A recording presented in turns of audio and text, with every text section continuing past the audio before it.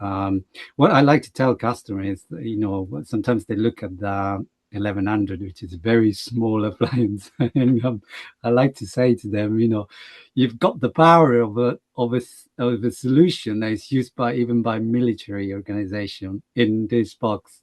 Little bitty tiny box. Really, really tiny box, exactly. You might not have the performance because you don't have a huge network anyway. It's actually on this regard. Is there any misconception or on the fact that pfSense, for example, is open source and people try not to, yeah, uh, I, think of a certain way, being an open source?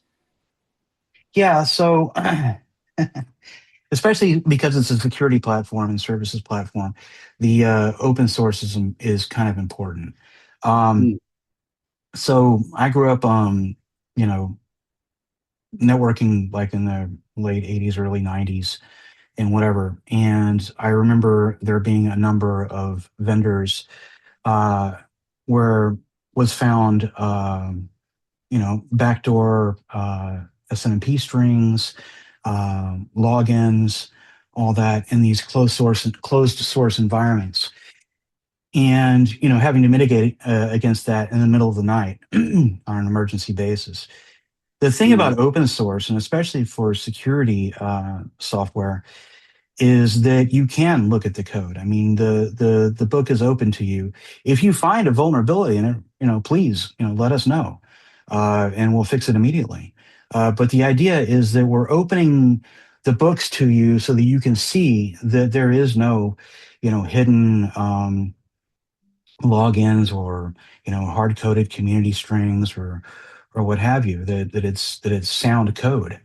Um, and especially if you're running a security device, this is terribly important. You don't want to trust any company to make sure that they're coding things right, because a lot of times when the when you're dealing with like a closed source solution, there's no there's no drive to fix code issues, right? mhm. Because Yeah, hey, they don't know that this is here.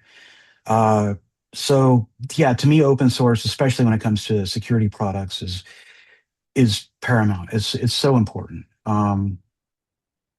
Because really, if you don't have that at some level, and it doesn't have to be the whole thing, but at some level, even if it's just based on open source technologies or open source capabilities, you need to be able to look at the code and ensure that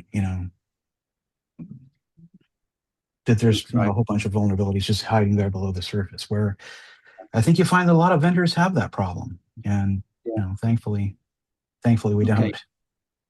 don't. How does this actually happen? How can sort of some hard-coded password ended up in this device, or is it sort of bad practice, or maybe something that slipped through the various hoops of a large organization, something like that? Well, with Cisco, it was the community string ILMI. I want to say this was 1998 or 99, I guess it was, and it was Yeah. hard coded in there. And my guess is someone got lazy. You know, Okay. that's just one example. I mean, there's so many vendors that if you Google the vendor name in CVE, Yeah. uh, it'll be shocking. Yeah. It'll be No, no. terrifying. Sometimes it's not even a malicious intention. It's just, Yeah. you've got a developer that was testing a particular functionality, put in hard code for convenience. Then maybe it's changed job or company, and then that password was left there, and then Or you just yeah, forgot. I just forgotten. Yes, and then until a bad actor found about it. So with a solution that is, the code is visible and transparent, that can happen, just can't happen, right?